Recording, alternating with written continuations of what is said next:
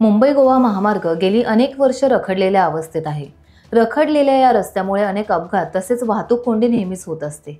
त्यातच माणगाव शहरात मुंबई गोवा महामार्गालगत छोट्या मोठ्या व्यापाऱ्यांनी आपल्या टपऱ्या आणि दुकाने थाटली होती।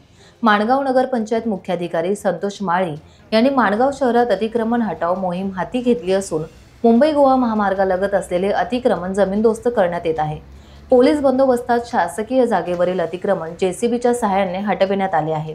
कालवा road, Pamnoli road corner, Mumbai Goa महामार्गावरील फॉरेस्ट कॉर्नर, जुने एसटी स्टँड येथे असलेले अतिक्रमण आता हटवण्यात येत आहे।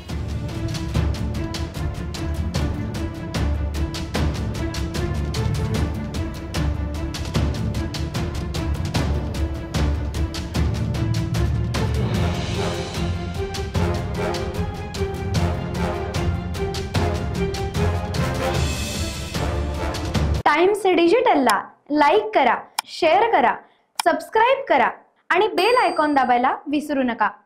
Times digital.